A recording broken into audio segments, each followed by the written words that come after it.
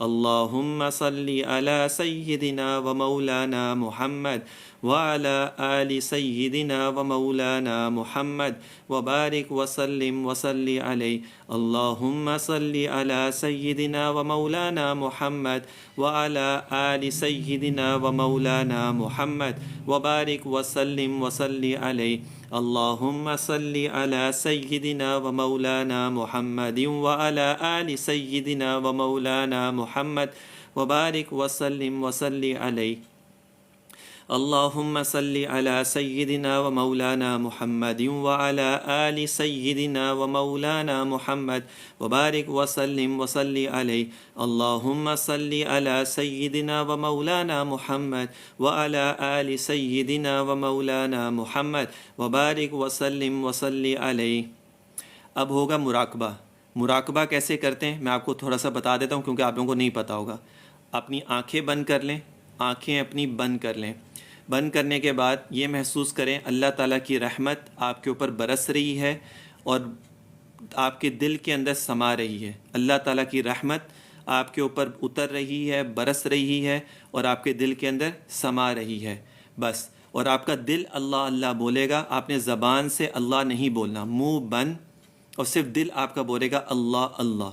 دماغ میں کوئی بھی خیالات آئیں ادھر ادھر کے اچھے برے، توجہ نہیں دینی، دوبارہ اسی ٹائم پہ اسی وقت توجہ ادھر کر لیں دل کے اوپر کہ دل آپ کا اللہ اللہ اللہ اللہ یہ بول رہا ہے، زبان ہلنی نہیں چاہیے اس کے اندر۔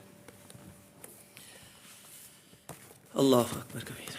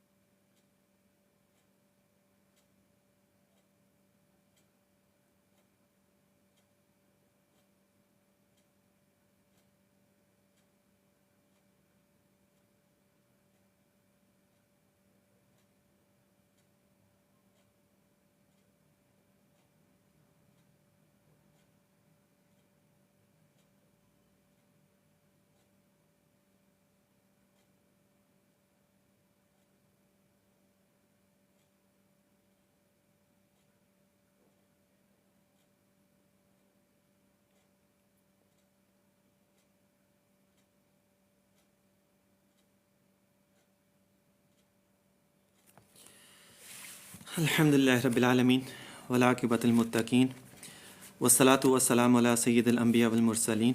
دعا کے لیے ہاتھ اٹھا لیں انشاءاللہ تعالی۔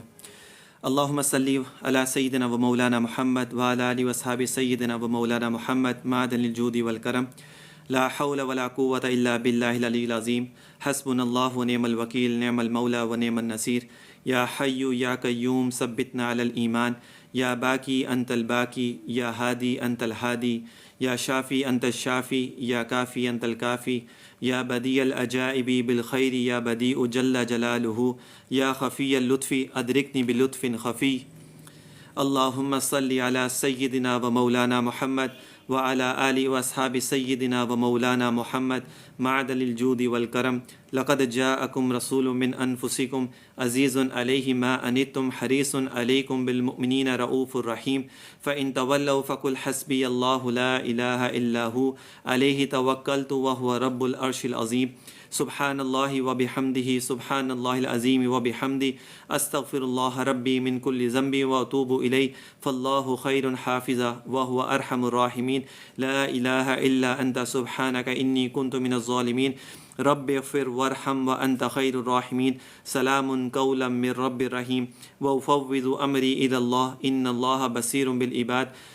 الم نشرح لك صدرك ووضعنا عنك وزرك الذي انقض ظهرك ورفعنا لك ذكرك فإن مع العسر يسرا إن مع العسر يسرا فإذا فرغت فانصب وإلى ربك فارغب قل هو اللہ احد اللہ الصمد لم یلد ولم یولد ولم یکن له کفوا احد قل اعوذ برب الفلق من شر ما خلق ومن شر غاسق اذا وقب ومن شر النفاثات في العقد ومن شر حاسد اذا حسد قل اعوذ برب الناس ملك الناس اله الناس من شر الوسواس الخناس الذي يوسوس في صدور الناس من الجنة والناس الحمد لله رب العالمين الرحمن الرحيم مالك يوم الدين إياك نعبد وإياك نستعين اهدنا الصراط المستقيم صراط الذين أنعمت عليهم غير المغضوب عليهم ولا الضالين آمين اللهم يا حل المشكلات اللهم يا حل المشكلات اللهم يا كافي المهمات اللهم يا كافي المهمات اللهم يا قاضي الحاجات